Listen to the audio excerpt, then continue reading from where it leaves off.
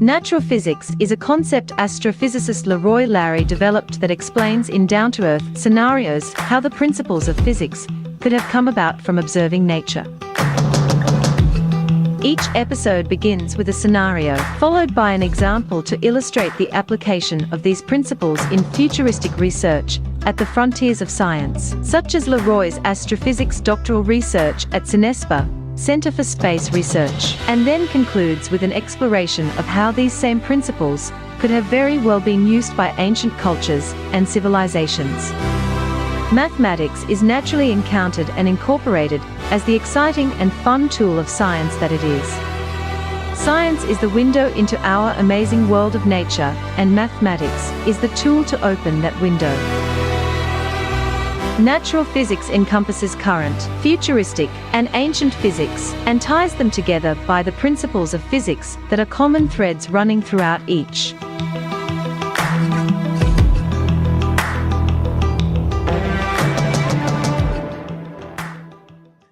Greetings, I'm Leroy Larry, and welcome to Natural Physics, live from Costa Rica. Happy and safe summer solstice to all of you out there and your families.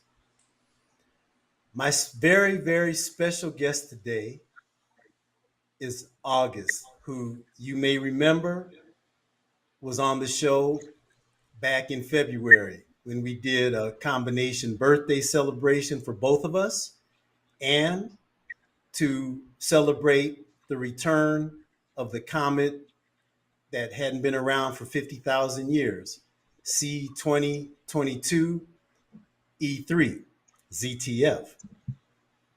I want to start the show by us sharing how we each were able to see this once in a lifetime celestial object. I hope you out there listening and watching, I hope you got out to see it, or at least try to see it, because think about it. Every 50,000 years, right? I mean, can you even imagine how long ago that is? 50 years ago is a long time ago, right? 10 years ago is a long time ago. 50,000 years. And it wasn't discovered until 2022, which is part of how it got its name. So what I want to start off is by showing you some photos that Tirza and I took. We actually were lucky enough to find an astronomy group here in Costa Rica that organized a field trip, basically. We took a bus to the volcano Irazu, and we saw the comet from the crater of this volcano. How cool is that, right? I mean, that's just unreal, right? To be in a volcano, a crater, and see this 50,000-year-old object. So we're doing share screen. We tested it out. We're going to try it out. So I'm going to show you my picks, and then we have some picks that August has too. So, okay, so what I'm going to do, so I'm going to go down here to my desktop. Okay. All right. Now I'm going to put up the first picture. Can everybody see that? August, can you see that? Yep. Okay, Ray, we're good to go, right? All right. All right. So this is the bus, the little tourist bus that we took to the volcano. And where we live, the volcano is in Cartago, which is north of here, and it takes about an hour to get there. But yeah, it was they had a bunch of 3 or 4 or 5 tour buses, right? I had my NASA sweatshirt on, right? Oh, we were so excited. Okay, so now let's see. Okay, there's Tirza, and there's the crater that we were in, and you can see the astronomy group starting to set up their equipment, right? And by what she's wearing, it was chilly, everybody. This was February the 11th. Now, when we had our birthday comet show, February the 1st, which was my birthday, uh, that was the comet's closest approach to Earth. But because we're so close to the equator in Costa Rica, we were able to see it a while longer. So February the 11th is when this was, right? Okay. All right. There I am. I'm totally stoked, right? Didn't quite yet know how cold it was going to get, but right there, it's getting close to sunset. Yeah, we're still okay. Okay. There you go, everybody. We were so cold. Oh, it got so cold, and the wind picked up.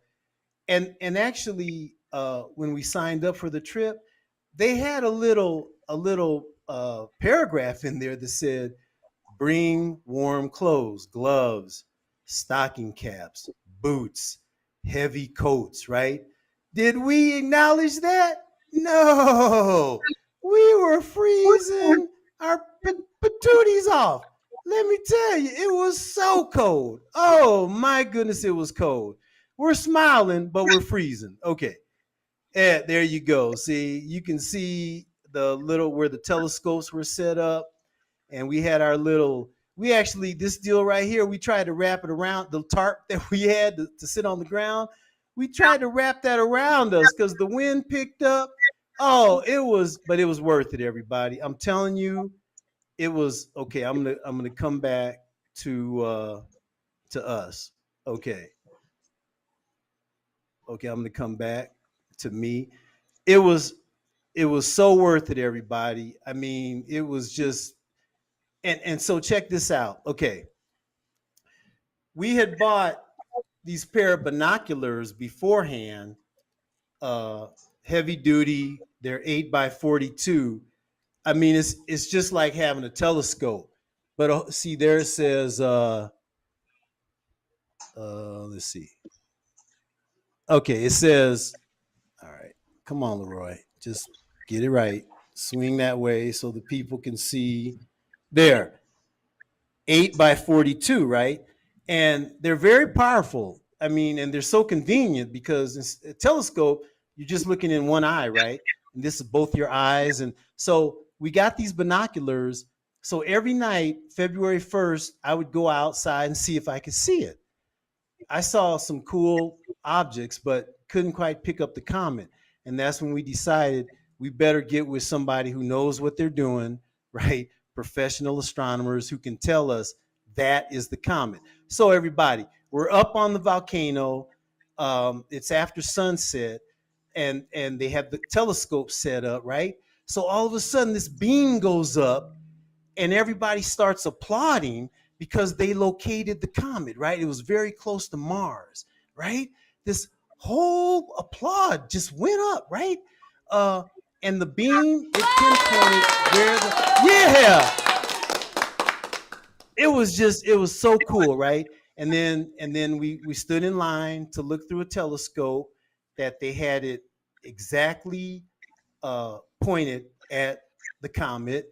As Tears would like to say, it looked like one little pinpoint of light next to another pinpoint, right? Meaning Mars, but we saw it, right? And we knew we saw it because we had professional astronomers saying, "You're looking at the green comet, C 2022 E3 ZTF." So, okay, it was great, everybody. And we got back home around 11 at night because, again, it was an hour to get to the volcano, hour to get to Cartago, then another hour to get to the, or not an hour, but another more time to get to the top of the volcano, right?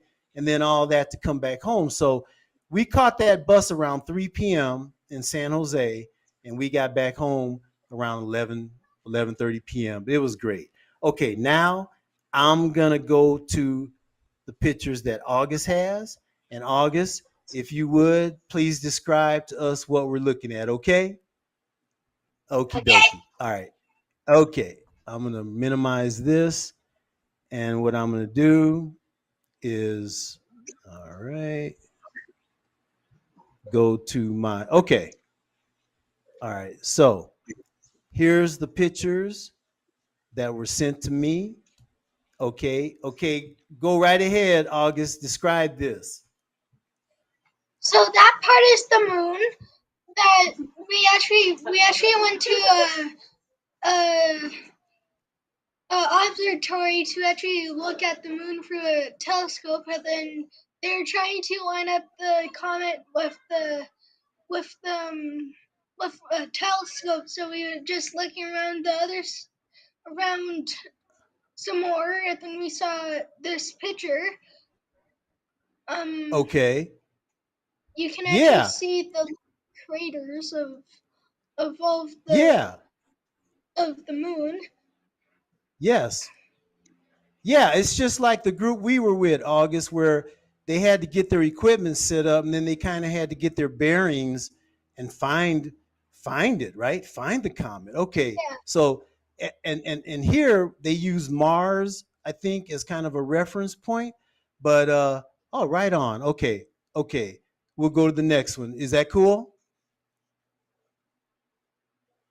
Okay, all right, here we go, August. Okay, how about this? I think that's the telescope that was the one that we could actually see the green comet. I don't actually know exactly which one that one was, but I do know that's one of the telescopes we looked through. Okay, okay, okay, great. All right. Okay. Wow. And You had a computer screen. that right there is actually the green comet. One it's one of the four pictures that they actually took about of the green comet. And they said it may be showing for like a few minutes, and then it'd move, and then they'd have re, adjust the the telescope, and yeah.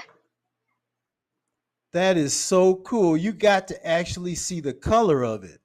See, when Yeah, Tears and I went when we went to the volcano to the top of the volcano to see it, we saw a pinpoint of light right next to Mars, but there's no way we could actually see the colors. So oh, that's just so cool. Oh, see, being with professionals, right? Professional astronomers like we were and like y'all were.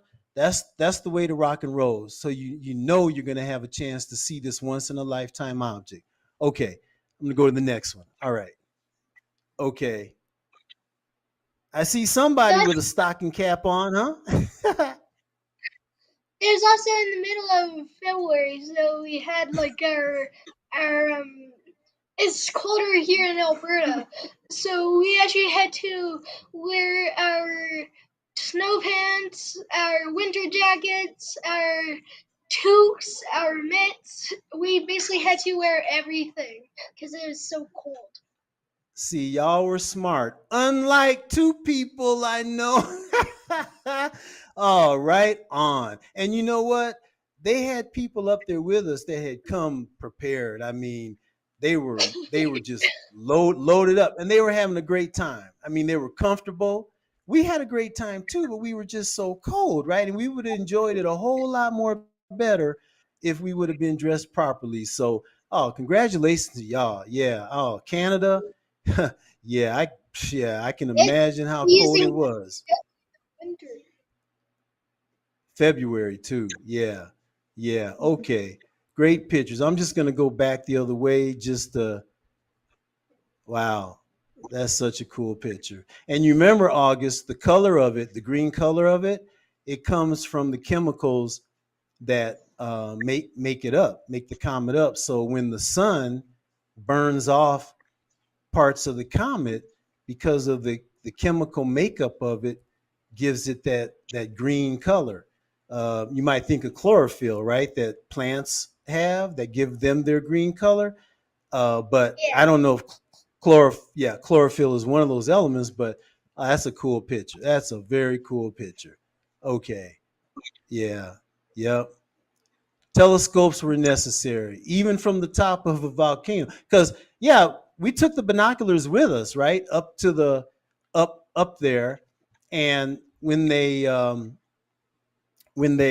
applause went up, and they said that they had located the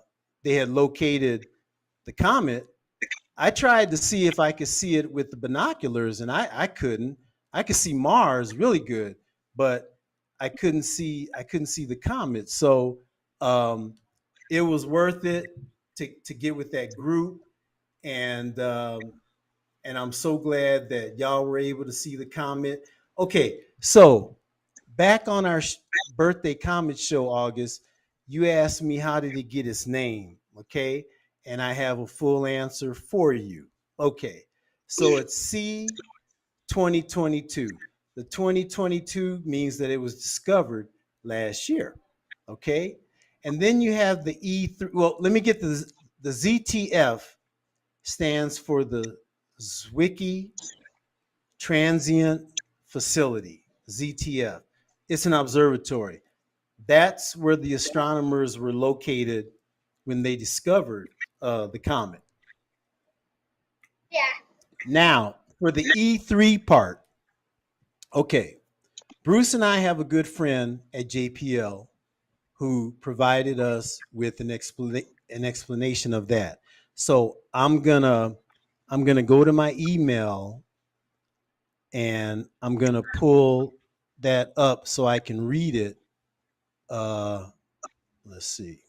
Okay, okay. Here's what he said.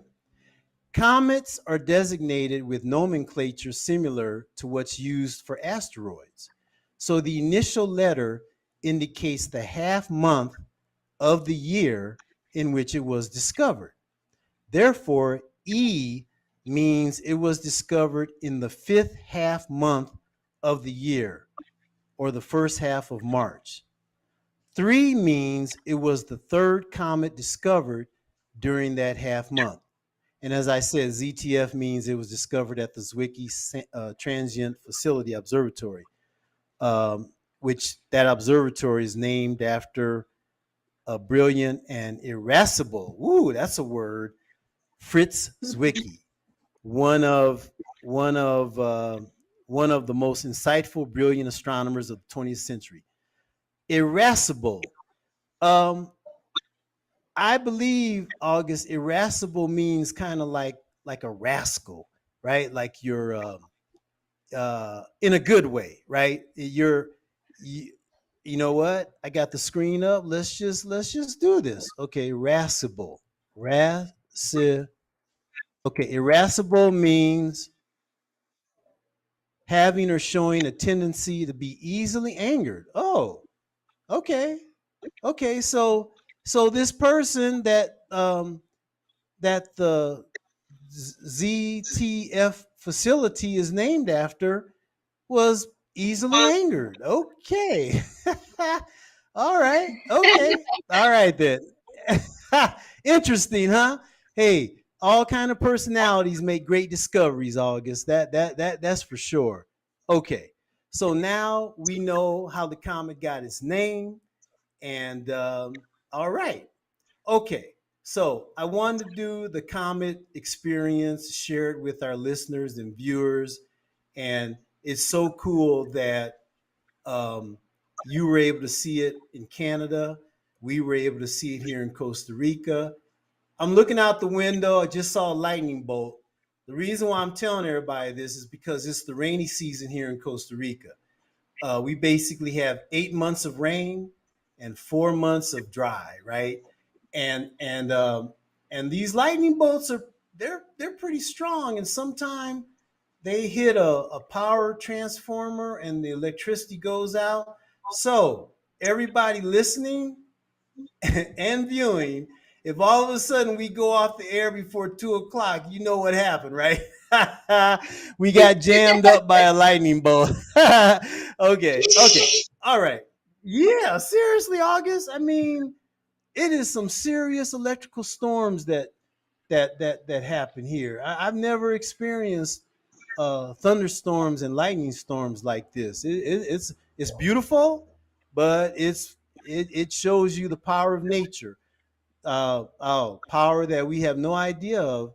Okay, now August, my understanding is that you had some questions about astrophysics that you would like to ask me. So feel you have full reign. Ask me anything. I will do my best to answer them. And if I don't know the answer, I will find the answer and I will get that answer to you. Does that sound cool? Yeah. Okay. Okie dokie. Let's roll. All right, let's rock and roll. Okay. All right. The first question is, how are galaxies made? Okay. Okay. Now, the theory in astrophysics is that there was this event called the Big Bang, which is how the universe started. I'm sure you've heard of it. Uh, there was this event that occurred where immense amounts of energy were released. And as the energy proliferated, and I wanted to use that word, as the energy proliferated, as it distributed out into space, gravity came into the picture and started to pull the mass together in clumps. Okay. And these clumps were called proto galaxies. And then galaxies formed from that.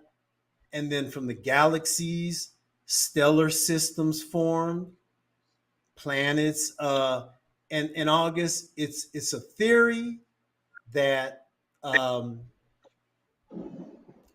you wonder if it can ever be proven. I mean, how are you going to prove that? I mean, you can't go back into time and get a ringside seat and watch the Big Bang happen and watch the galaxies form, right? You can't do that. So, okay, physics, August, physics seeks to use mathematical equations to try to describe the things that we experience in nature, okay?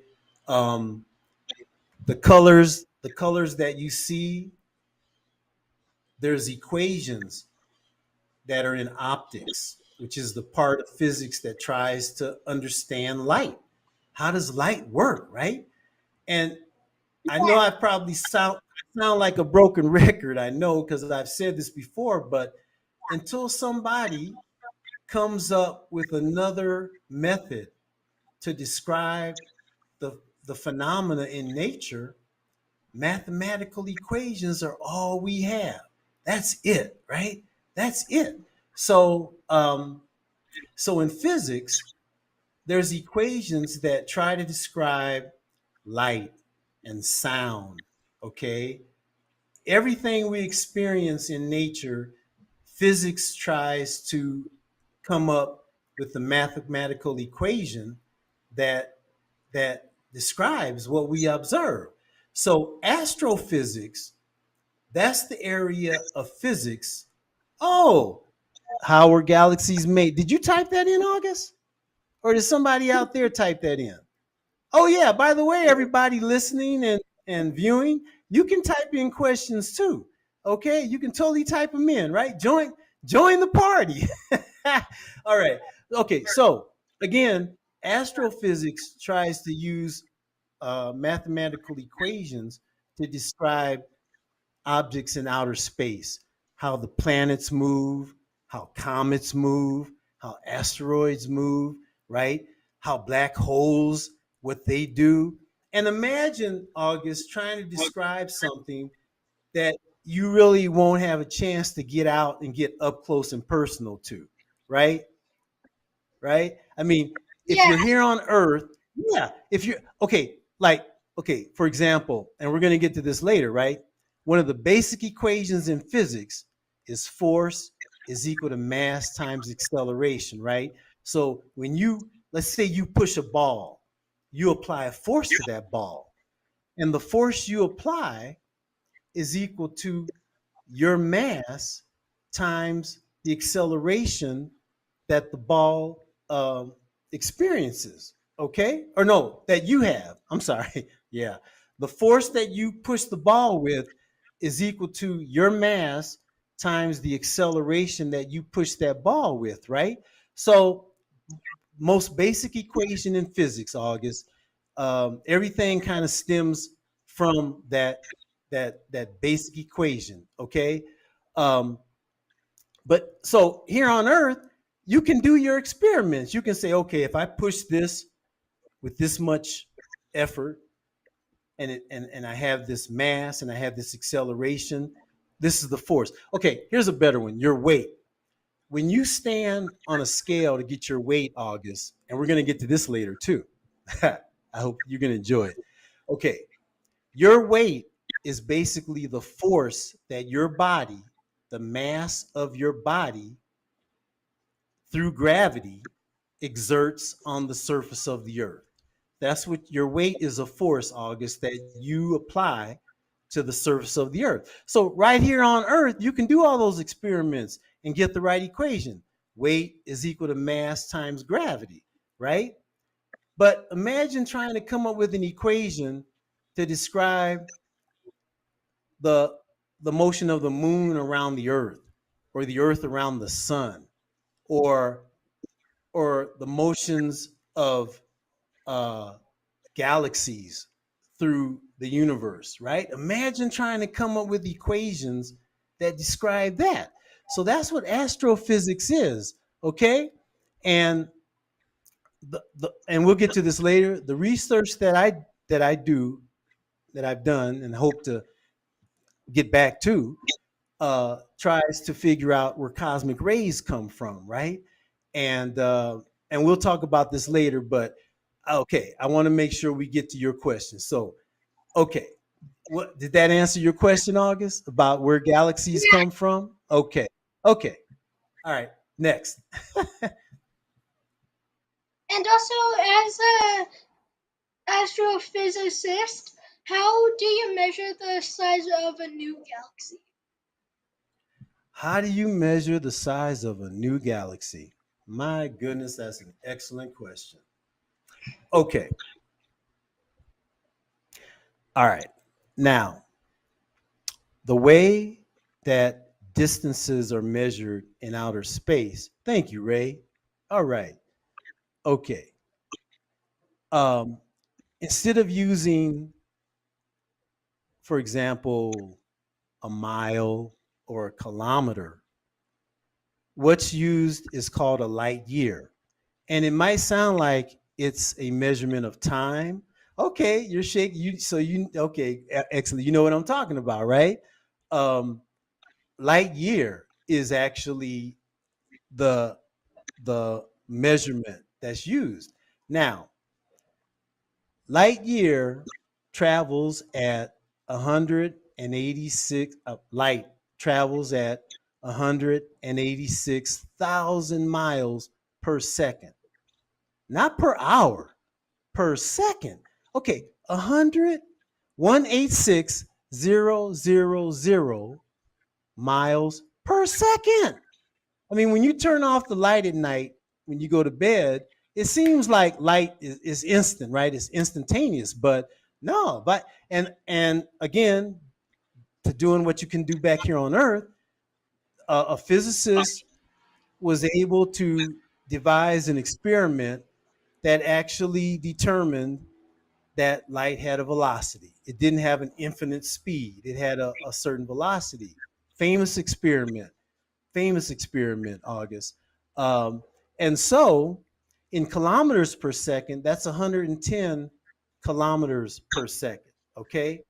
Okay. So, for example, uh, sunlight. Sunlight travels at the speed of light at 110 kilometers per second. So it actually takes a beam of sunlight 8 seconds to go from the sun to the earth. Okay. So, in other words, when you look at the sun, the light you're seeing, well, never look directly at the sun, but with your naked eye, but the light that you're seeing from the sun actually took 8 seconds to get from the sun to earth. And the moon, it takes 3 seconds for moonlight. Now you can look at the moon directly. So when you're looking at the moon at night, think that what you're seeing is actually 3 seconds ago. Pretty cool, huh? So these galaxies are so huge, August, they're light years across, right? um, that's what's used is light, um, to measure how long it would take a beam of light to go from one end of a galaxy to another end of the galaxy. Um, Now, I'm not exactly. I'd have to look up the what's used, lasers or what, but that's basically how the size of galaxies are arrived at. And you know what, August, you've probably seen. I mean, you've probably seen pictures of galaxies, right? With the different space telescopes. They're beautiful, aren't they? They're just beautiful. Okay, there's some are yeah, some are spiral, some are round, elliptical, right? Now, the Milky Way galaxy, what shape do you think it might be? August, spiral, elliptical, round, square? What do you think? This is kind of a Spiral. trick question. Whoa, excellent. Here I thought it was a trick question. Well, now everybody, the reason why I said it's kind of a trick question is because think about it. We have never had a spacecraft to leave the Milky Way galaxy. I mean, think about it. Voyager, Pioneer, all the space probes have just been in our solar system, right? From the Earth to the sun, and from the Earth out to Pluto.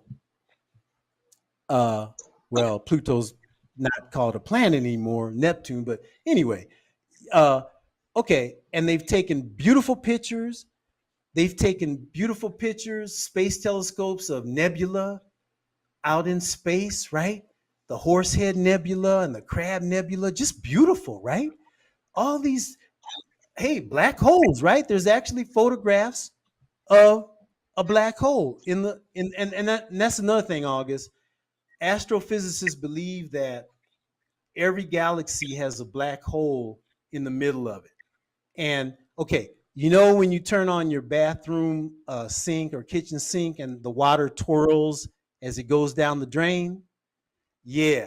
Well, it's like the black hole is your sink and the galaxy is circling around it.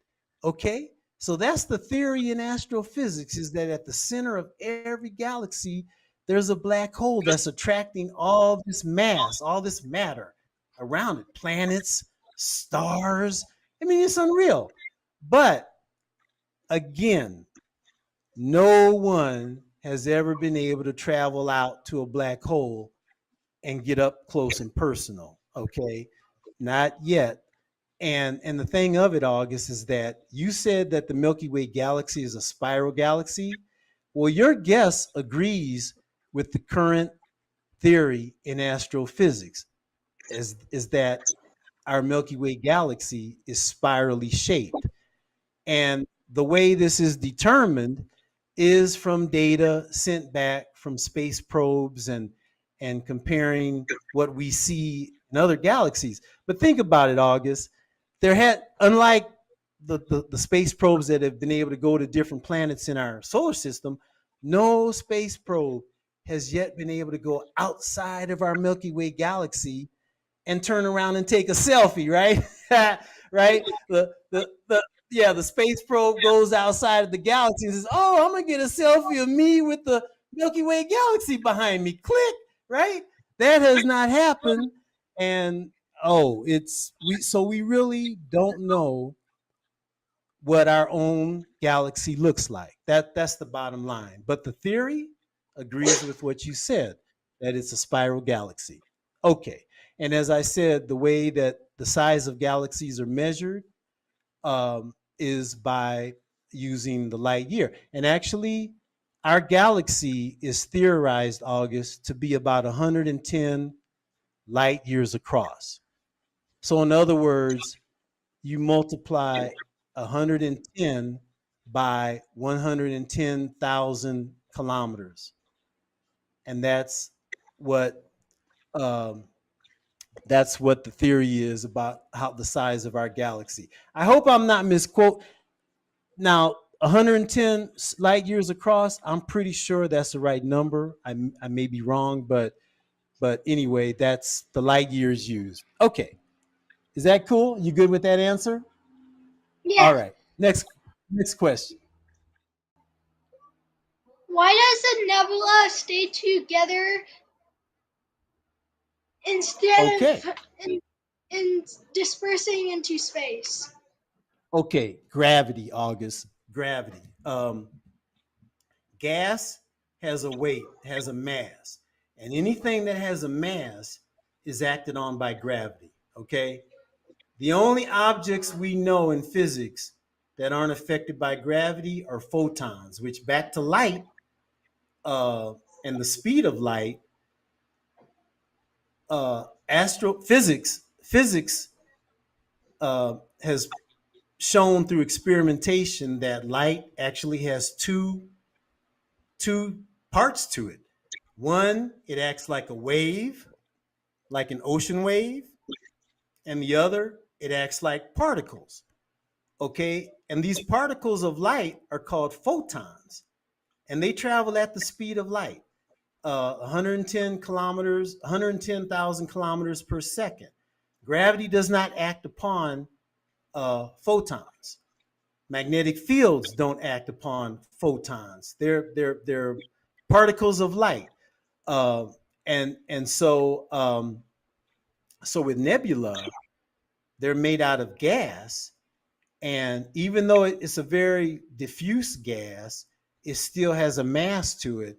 And because there's so much of it, gravity acts upon the nebula and keeps it pulled together and doesn't keep it floating from out into space. Okay, next question.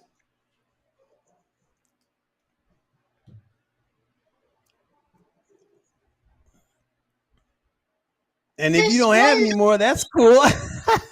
Okay. Woo. Okay. this one was actually supposed to be for the radiologist, but I guess she's not here, so I don't actually get to tell it to her. But I'll ask you the same question. Um, how it how does radiology relate to astrophysics? Oh, what a great question. Okay. Yes, her job as a radiologist. Yeah, she's in LA right now doing that. She'll be there for 3 weeks. But the equipment that they use is applied physics. August, the equipment, like for example, X-ray machines, they use X-rays, right? And okay, now photons, the particles of light, they have different energies, August. Okay. And you can have different types of photons. Okay. You can have radio photons, microwave photons, infrared photons, optical photons, and the optical range that goes from red, correct me if I'm wrong, red, orange, yellow, green, blue, and violet, which, okay. And then you have ultraviolet photons, and you have X-ray photons, and then you have gamma ray photons. Okay, and now that's called the electromagnetic spectrum.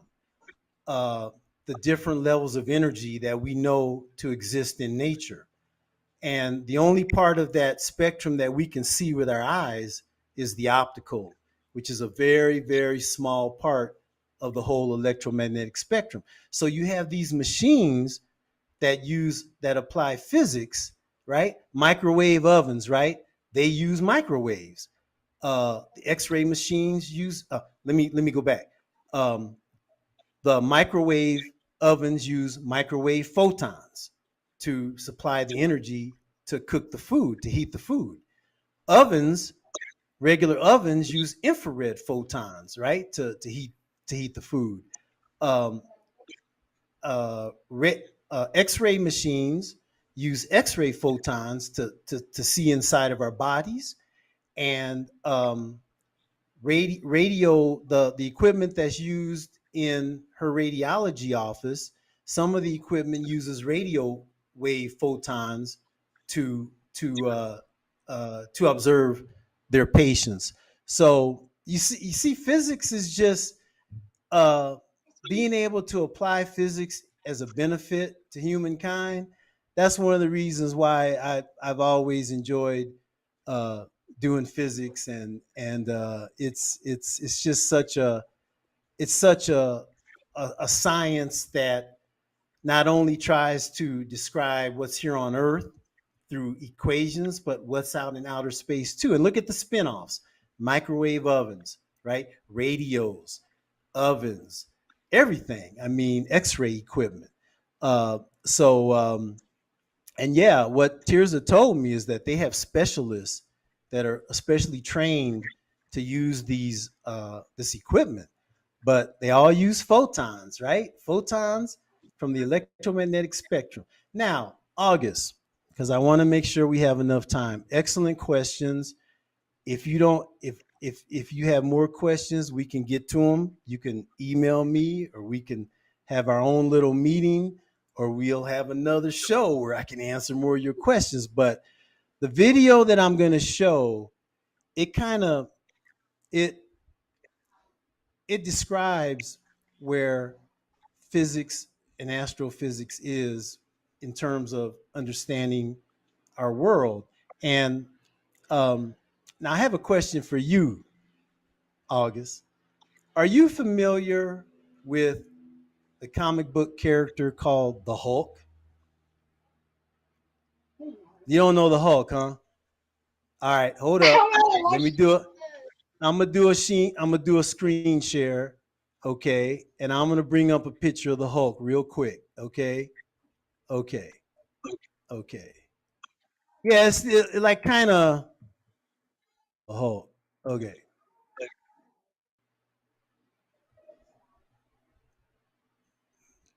okay. See that big Oh, green okay. dude? Yeah, you know him, right? Yeah. The Hulk? Yeah. Yeah, yeah, yeah. Okay, yeah, there you go. That the Hulk. Okay. All right. Okay. Now, so you know the Hulk. Do you Yeah. know what made the Hulk? Do you know what made the Hulk the Hulk? Uh, I'm guessing it was a portion. A what? A portion. A portion?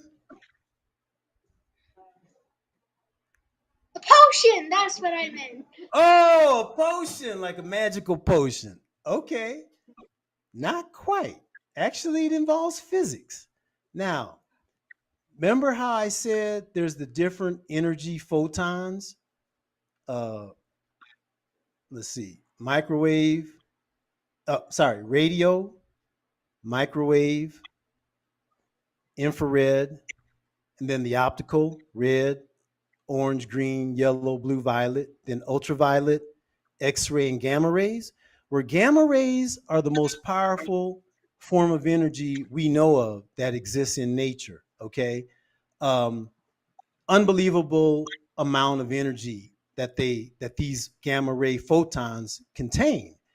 And the Hulk, the scientist that was experimenting with gamma rays, he had an overdose of gamma rays, and it turned him into the Hulk, right? Okay, and gamma rays. Um, the theory is that the theory in astrophysics is that they're produced from cosmic rays. Now, cosmic rays are very highly energetic protons and electrons that reach us from somewhere out in the outer space. And as these highly energetic particles collide with each other, they produce gamma rays. Okay? And the gamma rays reach Earth, and they have such high energies. And the thing of it is, August, is that we have particle accelerators here on Earth, these machines that try to accelerate protons and electrons up to very high speeds to try to reproduce that energy that cosmic rays reach Earth with. But we can't. We don't have the machines yet that can duplicate the energy that oh, thank you, Ray. uh, we we we have not been able to make the machine that will be able to produce the energy that these cosmic rays reach us with. So part of my research, my astrophysics research, August, is trying to find out where cosmic rays come from. And the big candidate are what's called supernova remnants, right? When a star explodes. So we're going to play this quick 6-minute video, and everybody listening and watching, as we go forward with our show, we always want to stay with the current, futuristic, and ancient physics and show how they're all tied together by the principles of, I better take a drink of water here. I'm starting to slur my words. how they're tied together by the equations of physics, the principles of physics. The basic equation, like F is equal to ma, force is equal to mass times acceleration, is used in futuristic physics, like astrophysics research. And I've always thought that ancient peoples, they had their science. They were able to do things that we can't figure out how they did, like the spheres of Costa Rica. How do you make a totally solid granite piece of rock perfectly spherical? How do you do that? We can't do that unless you use a laser or something. So, Ray, if you would play this video, August, I hope you enjoy. And part of it talks about astrophysics and what I'm doing, and maybe we'll also answer some of your questions. Okay, Ray, please roll that video.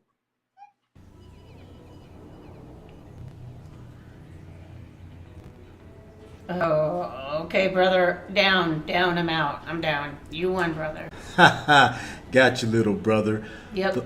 The force U is equal to my mass times acceleration. Is that why you're able to spin? Oh, yep, spin me around so fast? That's right, little brother. Aha. So acceleration, oh, yep, that's speed. That's fast. That's rapid, right? That's right, little brother, and I got a lot of acceleration. Oh, wow. And that force, that just means because you have a lot of mass. You're a big brother. You got it, Deanie. You got it, little brother. F equals ma. Excellent, brother. And once again, what does that stand for? Force equals mass times acceleration. Excellent. Very excellent, little brother. And that's an equation.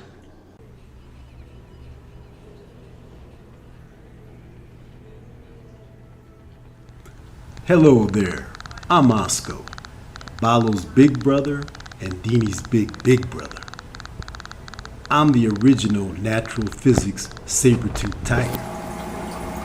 My weight on this toilet seat is equal to my mass times gravity.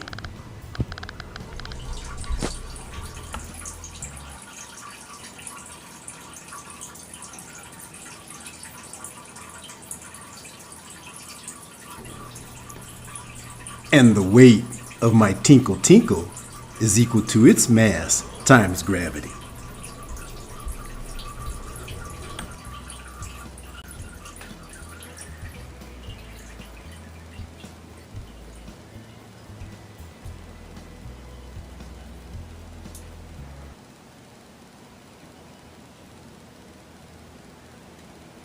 Good job, little man. Good job, little man.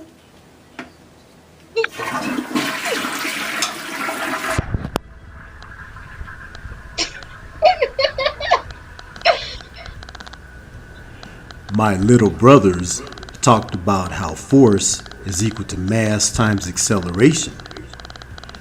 Your weight is the force that your mass through gravity applies to the earth.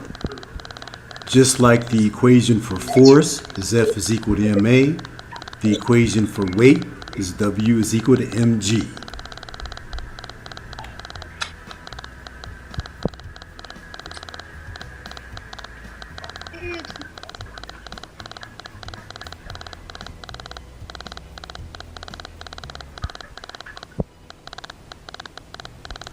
The weight of my plop plop fizz fizz is equal to its mass times gravity.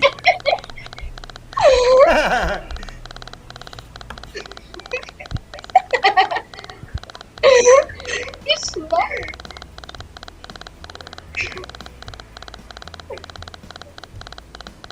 Good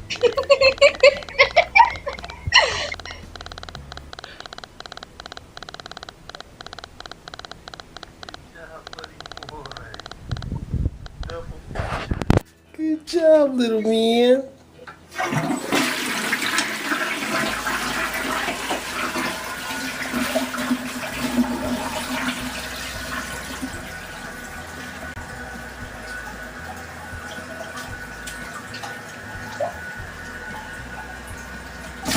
Oh, okay. That wasn't the most graceful dismount, but that'll do, huh, bud? All right, little man, good job. All right, buddy boy. Cosmic rays are high-energy protons, ions, and electrons that astrophysicists believe are produced when a star explodes into a supernova. As the shock wave from the explosion expands out into space, it encounters protons, ions, and electrons. Its magnetic field pushes them up to very high speeds, and they gain energy by repeatedly crossing the shock. The most promising sources of galactic cosmic rays are supernova remnants, or SNRs. They are not only energetically favorable, but also provide a mechanism to accelerate particles to very high energies.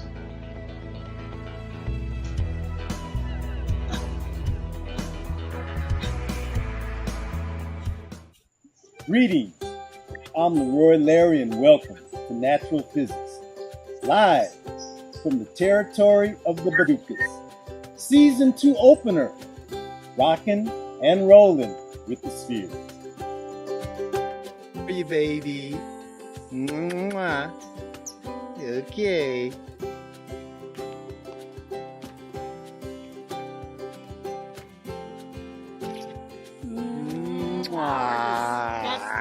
We are disgusting.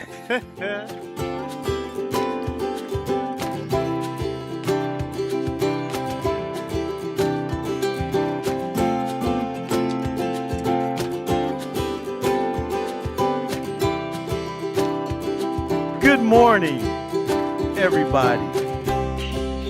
I'm Leroy Larry and welcome. Join us, everyone, for a full hour as we continue rocking and rolling with the spheres. Tune in, same fat time, same fat channel.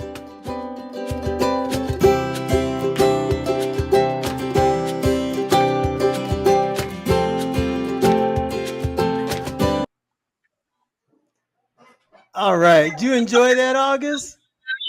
Yeah. Excellent. Excellent. Yeah. August, every show we wanna do current physics and then futuristic physics and then ancient physics. And force is equal to ma, right? That was demonstrated by Balodini and Osco. Okay, in astrophysics, the force that had to be exerted by an exploding star, right, to propel cosmic rays up to such velocities, right? What immense amount of force. And then with the spheres, what kind of force was applied to perfectly form these ancient solid granite spheres? Okay, so it's all connected, and that's what our show is about. And so, okay, we have about 4 minutes left. I would like to thank you so much. You always, this is your second time. You made the show again, just like you did back in February. And then we're gonna continue to do our show, and you have an open invitation anytime. Okay, anytime, August. I mean, and I mean, if you ever want to bring in a guest of your own, you can do that as well. Okay, for sure. Okay, now the questions that you asked me today, were they sufficiently answered? Yeah. Okay. Okay. Do you have we have a few minutes. Do you have any other questions for me? And again, I can answer any other questions you have by email. Yeah, I can do that. But yeah, do you have any more questions? Not just I about just have one. astrophysics. Okay. What company or agency do the radiologists work at? Okay, they're in the health field, right? So, I mean, not only does Tirzah's radiology office use this kind of equipment, but hospitals, special healthcare centers, oh, they all use this equipment. August, yeah. I mean, when you think about it, the experimentation that physicists have done gets handed over to the engineers, who then make practical applications, like the physicist that discovered microwaves. Hey, his discovery, the engineers took it and made microwave ovens. Same thing with these radiology equipment, right? They take the results of physics and they apply it and they come up with such beneficial equipment for us. So, organizations, medical organizations, any organization that would be interested in purchasing and operating, and that equipment is expensive too. I mean, it is seriously, woo, it's up there. I mean, that's some serious. You ever heard that phrase? You break it, you pay for it. Hey, you can be sure when they're working on their patients, they make sure they don't break anything. Okay, all right. Okay, so well, August, I guess we got about a minute left. And do you have anything in closing to say? Just thank you. Thank you for letting me be on the show again. Oh, thank you, August, for being here. And I think I hope you will be coming back when we have our next show. I will let you know. And that rhymes. All right. Sarah, thank you so much, as always. And thank you so much. And this is just one of the most awesome, excellent things I get to do through this show is hang out with August. All right, everybody. It's 2 o'clock. We're going to sign off. As I always say in closing, tune in next show. Same fat time, same fat channel. Physics with attitude. Okie dokie.